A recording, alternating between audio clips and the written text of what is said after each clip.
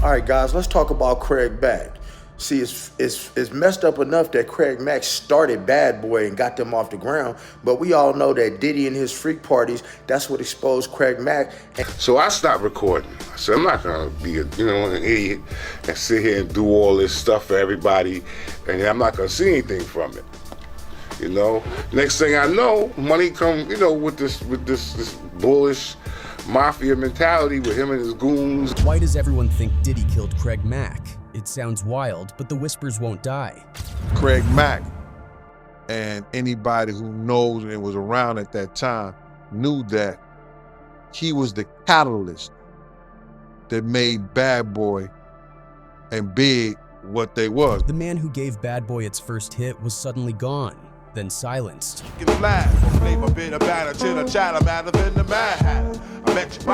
No dough, no records. That's it. I don't think you know what you mean when you saying that, man. You know what I'm saying? You know what type of dude I am.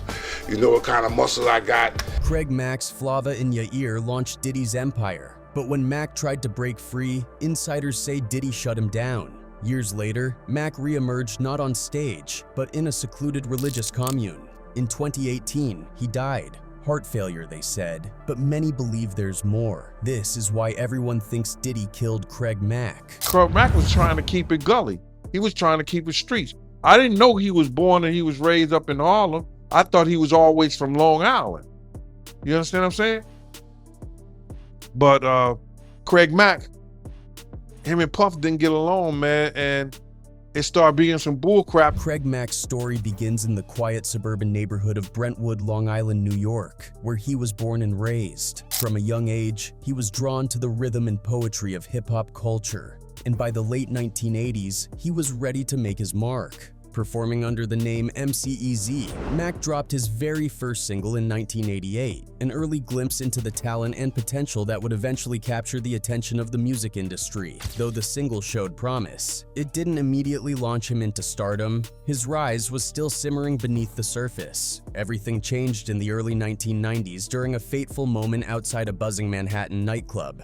Mack was freestyling on the streets when Sean Puff Daddy Combs, then a rising music executive crafting what would soon become Bad Boy Records, stopped to listen. Recognizing Mack's raw energy, distinct voice, and magnetic flow, Combs quickly saw the potential in him. This encounter led to Mack being signed as one of Bad Boy's very first artists, a pivotal move that put him at the forefront of the label's new vision for hip-hop. At the time, Bad Boy was positioning itself to reshape the genre, and Mack's gritty yet smooth style was a perfect fit. Don't wait a sec. Don't try to push on your first my feelings. You got five. In 1994, Mack's debut album, Project Funk Da World, hit the streets, showcasing his unique blend of rugged lyricism and catchy beats. The album's standout single, Flava in Ya Ear, wasn't just a track. It became a cultural phenomenon. It resonated deeply with hip-hop fans nationwide, quickly turning into an anthem that echoed in clubs, on the radio, and across urban landscapes. But it was the remix of Flava in Ya Ear that truly sealed Mack's legacy.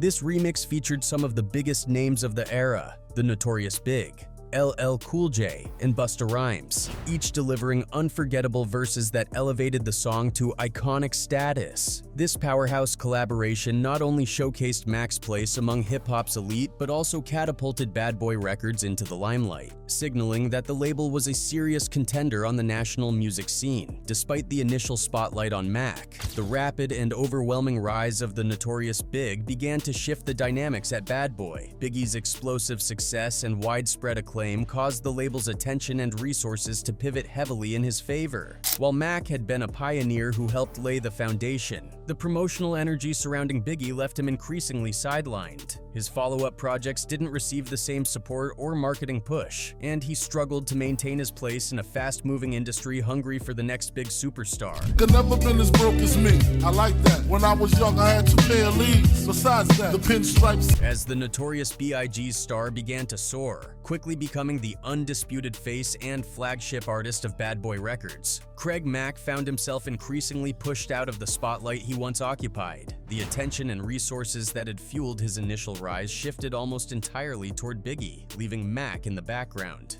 Where once he had been heralded as the label's leading talent, Mack's prominence started to fade as the label and media focused their energy on Biggie's explosive momentum. The Max like superintendent. Burning MCs leaves them. Mack's follow-up album, Operation Get Down, bore the brunt of this shift. The project was plagued with constant delays and was released without the same promotional push or fanfare that his debut album had enjoyed. In a music industry where timing and visibility are critical, the lack of marketing support was a major setback. Fans who had eagerly anticipated Mack's next moves instead encountered silence and missed opportunities, contributing to a growing sense of frustration and disillusionment for the rapper. He felt increasingly sidelined, as if the very platform that had launched his career was now holding him back, just when he should have been building on his early success. Faced with this stagnation and a stifling contract, Mack took a daring step to regain some control over his career and finances. He filed for bankruptcy in 1996. This move was widely interpreted as an attempt to legally extricate himself from his bad boy contract, which he felt was limiting his growth and freedom as an artist. Around this time, rumors began swirling that Mack was in secret talks with Suge Knight, the infamous and highly influential head of Death Row Records. Death Row, a fierce rival of Bad Boy, was known for aggressively signing big-name talent and reportedly dangled a lucrative deal to entice Mack to jump ship. So Craig looked up like this, and Big and Puff got this smirk on their face. But he was not coming back to Bad Boy. However, once Sean Puff Daddy Combs got wind of Mack's possible defection, the situation took a dark and complicated turn. Sources say that Puffy put intense pressure on Mack to abandon his bankruptcy filing and instead forced him into buying out his contract, a financial and legal burden that effectively strangled his ability to release new music and remain relevant in the mainstream. This buyout wasn't just a business transaction, it was a move that stalled Mack's career and left him locked into a difficult, constrained position with little room to maneuver. And they're supposed to give me the money. And I go in the studio and I start banging out. So he came to me and was like, yo, I can only cut you a third of the money I'm supposed to give you. I said, you know what, man, I want to do these songs. The fallout extended beyond the boardroom and into personal territory. Roxanne Alexis Hill Johnson, Mack's ex-wife, later spoke openly about the fallout in interviews and public discussions. She revealed how Puffy's reaction to Mack's attempted defection wasn't simply professional pushback. It became deeply personal and vengeful. Puffy turned into a vindictive bastard and really stuck it to him for it, she said bluntly, underscoring the harsh, unforgiving nature of industry politics. When loyalty, power struggles, and contractual obligations collided, Mack found himself caught in a ruthless battle that went far beyond music, showing just how complex and unforgiving the industry's behind-the-scenes machinations can be. No dough, no records. That's it. I don't think you know what you mean when you're saying that, man. You know what I'm saying? You know what type of dude I am.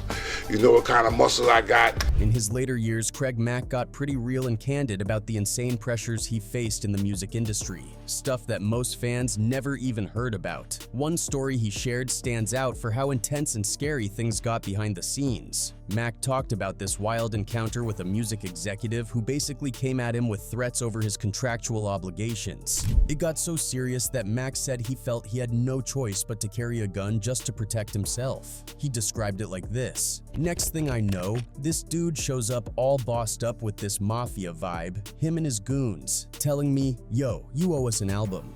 It wasn't just business as usual. It felt like a real power move meant to intimidate him into submission. I come with the ammo, the real whammo, slammo, step the dobby. But Mack wasn't about to be bullied into recording without proper pay. He stood his ground, refusing to put out music that didn't come with a fair deal. That standoff made the situation even tenser, and Mack admitted he genuinely feared for his safety during that time. The whole ordeal peeled back the curtain on how ruthless and dangerous the business side of music could get far away from the fame and the fans. He never directly named the executive involved, but given the timing and the vibes from the story, plenty of insiders and fans have speculated about who it might have been. It just shows how intense and rough the business side of music can get way beyond the studio and the spotlight. Feeling increasingly disillusioned and burned out by the harsh realities of the music industry, Craig Craig Mack gradually stepped away from the spotlight and all the chaos that came with it. By the early 2000s, he had made a dramatic shift in his life, choosing to leave behind the fame, the drama, and the pressures of the rap game. Mack found solace and purpose in a completely different world when he joined the Overcomer Ministry, a deeply spiritual religious commune based in South Carolina. At the Overcomer Ministry, Mack embraced a life of seclusion and devotion. The ministry was known for its strong religious principles, communal living, and a strict focus on faith and redemption. It was a place where members sought to rebuild their lives away from worldly distractions, often undergoing intense spiritual transformation. For Mack, this meant retreating from everything he once knew: the music, the industry politics, the fans, and fully immersing himself in a lifestyle centered around worship, prayer, and personal growth. His new life was so radical that it baffled many of his longtime followers and colleagues. In a 2012 video that circulated online, the ministry's leader made a bold statement that seemed to signify not just a change of heart but a complete rebirth. Craig Mack is dead. We have somebody that used to be Craig Mack, and he didn't join anything. God joined him. This declaration wasn't just symbolic. It was meant to express that Mack's old self, tied to fame and the struggles of the music world, was gone, replaced by someone who had found a new identity through faith. For fans and those who had witnessed his rise and fall in the hip-hop scene, this transformation raised a lot of questions. Why had he chosen such a drastic departure? What had pushed him to leave behind not only his career but his public identity? Many speculated that the combination of industry setbacks, personal struggles, and the violence and threats he faced had worn him down, leaving him searching for peace and meaning in spirituality. Regardless of the reasons, Mack's withdrawal into the Overcomer Ministry marked a powerful and mysterious turning point in his life, one that shifted the narrative from that of a troubled rap star to a man seeking redemption and renewal, far away from the bright lights and loud crowds. On March 12, 2018, the hip-hop world was stunned by the news that Craig Mack had passed away from heart failure at the relatively young age of 47. He died in Walterboro, South Carolina, far from the bustling music scenes of New York or Los Angeles, where he had once made a name for himself. The suddenness of his death sent shockwaves through the community, as fans and fellow artists alike struggled to come to terms with the loss of a rapper who had played such a pivotal role during the early days of Bad Boy Records. The outpouring of grief and respect was immediate and heartfelt. Sean "Diddy" Combs, the very person who had helped launch Mack's career and Bad Boy's legacy, publicly paid tribute to him. Diddy acknowledged Mack's crucial contributions to the label's initial rise, reminding everyone that without Craig Mack's breakthrough success, Bad Boy might never have reached the heights it did. Other artists from the era and beyond also shared memories and expressed condolences, highlighting the lasting impact of Mack's unique style and his hit single Flava in Ya Ear, which remains a classic to this day. However, alongside the tributes, many fans and industry insiders couldn't help but speculate about the deeper story behind Mack's death. Given Mack's past, his public accounts of facing intimidation and threats within the music industry, his mysterious disappearance from the public eye, and his abrupt retreat into a religious commune, there was a sense of unease. Some wondered if the pressures and conflicts he encountered might have taken a toll on his health, or if there were other less visible factors at play. The fact that Mack died quietly, living a reclusive life far from the fame and fortune of his earlier years, only added to the mystery. Questions swirled about whether his sudden exit from the music scene had been voluntary or forced, and if the alleged clashes with powerful figures in the industry had lingering consequences. While no concrete evidence ever emerged to suggest foul play, the combination of his early warnings about threats, the dramatic changes in his life, and his untimely death left many people pondering whether there was more to Craig Mack's story than was ever publicly revealed. After Craig Mack's unexpected death in 2018, a flood of theories and rumors began swirling around the true circumstances of his passing. While the official cause was heart failure, many in the hip-hop community and beyond couldn't shake the feeling that there was more to the story. Some pointed directly to the very real and troubling history of threats and intimidation Mack had reportedly faced during his career, suggesting that the stress and fear stemming from those experiences might have played a role in his health decline, or even something more sinister. Others focused on the sharp contrast between Mack's early life as a rising star and his later years living a reclusive, almost hidden existence within the Overcomer Ministry commune in South Carolina. His sudden disappearance from the music scene and complete withdrawal from public life raised questions. Was he forced out, or did he leave willingly? Did he find peace and faith, or was he running away from something darker? This retreat only deepened the mystery for fans who remembered him as a once promising artist now living in near anonymity. Adding more fuel to the speculation were ongoing legal battles and controversies surrounding Sean Diddy Combs, Mack's former mentor and label boss. At the time, there were widely reported testimonies and court cases that painted a picture of Diddy's sometimes aggressive and controlling tactics within the industry. Stories of violent confrontations, manipulative power plays, and fierce competition behind the scenes emerged from various sources. Given the complex and sometimes toxic environment Mack had been part of, many wondered if these elements might have indirectly or directly influenced his fate. A sense of suspicion and uneasiness surrounded Mack's death as a result of his history of threats, his sudden change in lifestyle, and the legal issues involving influential people like Diddy. Some found it difficult to believe that a life so stormy would end for natural reasons without any further explanation. The persistent rumors in hip-hop forums and fan circles were a reflection of a larger unease with the cost of fame and the less positive aspects of the music business. Even though there was never any evidence of foul play in Craig Mack's final years, his memory is still unknown. His passing has come to symbolize the fleeting nature of achievement and how complicated of artists' lives, particularly when they collide with personal hardships and professional intrigues. Even though Craig Mack's career was filled with ups, downs, and plenty of controversy, there's no denying the huge mark he left on hip-hop. His style was fresh and raw, something that really helped define the sound of the 90s and set the stage for what Bad Boy Records would eventually become. When Flava and Ya Ear dropped, it wasn't just a hit, it was a game changer. That track, with its infectious beat and Mack's distinctive flow, put both him and Bad Boy on the map,